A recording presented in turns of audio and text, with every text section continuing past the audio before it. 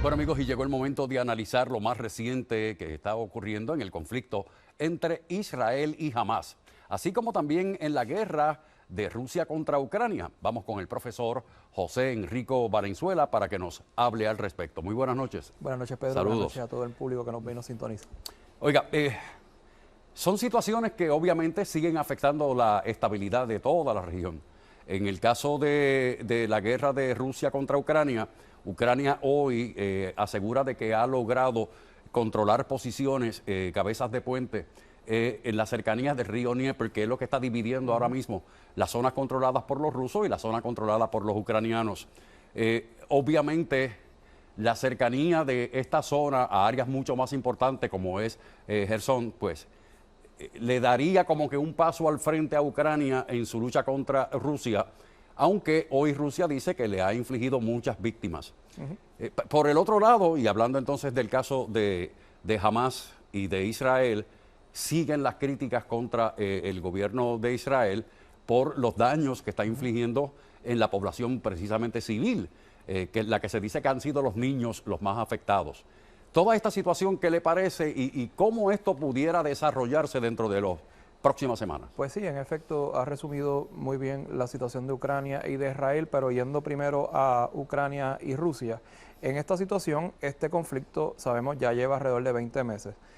Fue consecuencia de ciertas acciones que ya se habían tomado previamente por el presidente Trump.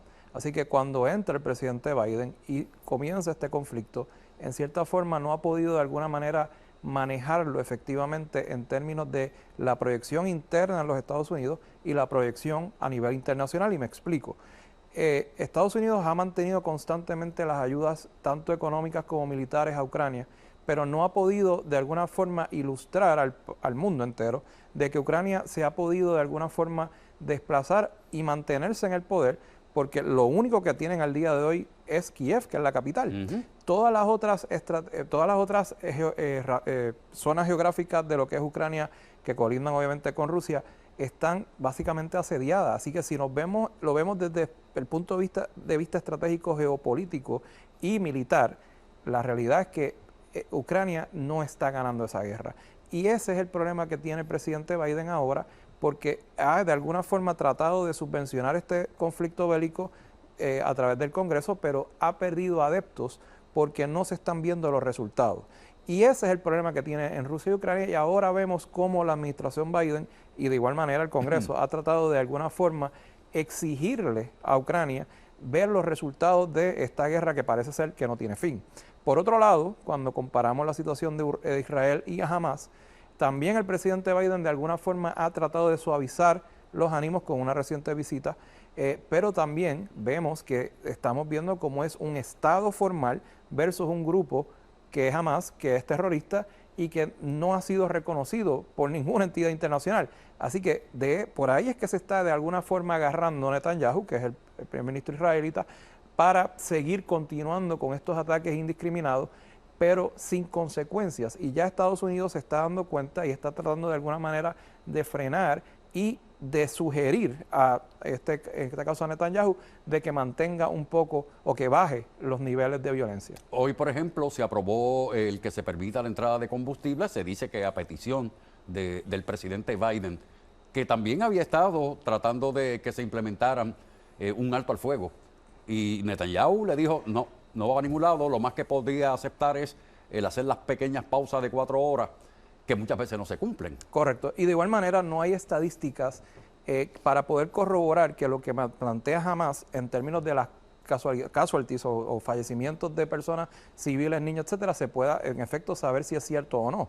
Y de igual manera, por otro lado, tenemos a Israel, que de alguna forma o manera trata de justificar estos ataques indiscriminados, que ya llega un punto que la gente se está empezando a dar cuenta, los ciudadanos de a pie, por razón por la cual estoy aquí, de que esto es un conflicto no tan solo que es milenario y tiene que ver con asuntos religiosos y otros temas más complicados, sino que no puede incidir directamente en los Estados Unidos de América y sus ciudadanos, porque vemos también que también exhorto a los ciudadanos estadounidenses a que sepan de que estos conflictos siempre han existido, pero traer eso a la palestra pública en el territorio estadounidense, entiéndase también en Puerto Rico, para crear conflictos por cuestiones religiosas basados en esa situación particular militar, me parece que es totalmente inconsistente y que no debe ocurrir. Oiga, mucha gente dice, mira, sí, con toda la razón del mundo, Israel tiene el derecho a defenderse.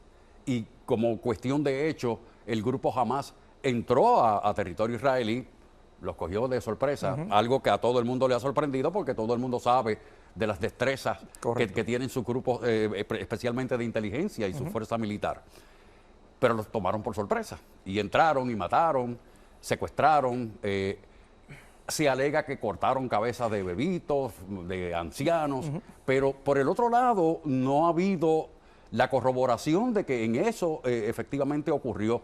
Tampoco hay consistencia con lo que ha dicho Israel, el primer ministro Netanyahu, con respecto a dónde están los cuarteles generales de Hamas.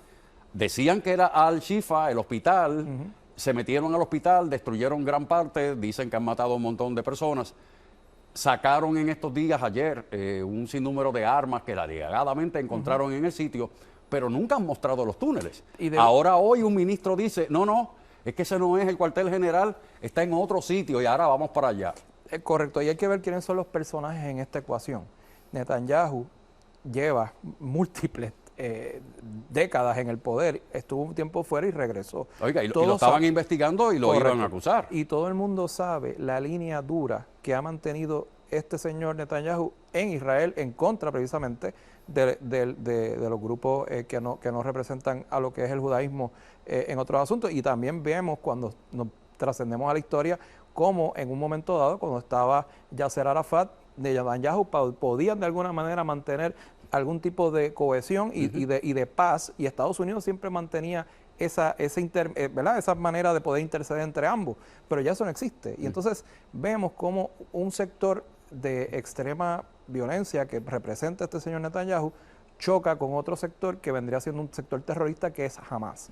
Así que hay que de alguna forma concentrarnos en entender los orígenes de estos conflictos y saber que son asuntos que aunque sí nos afectan directamente, pero no podemos de alguna forma pelearnos entre nosotros por asuntos que están en otros. Oiga, tal vez el meollo de toda esta situación lo abordó el presidente español al decir en su juramentación de que parte del trabajo de su gobierno va a ser buscar que se establezca un territorio para los palestinos, algo que ellos han venido reclamando y que nunca ha sucedido y que se dice es precisamente la raíz de todo este problema. Definitivamente. Y de igual manera, como Israel tiene su Estado, Palestina pretende lo mismo. Seguro. Muchas gracias por estar con nosotros. Gracias. Vámonos.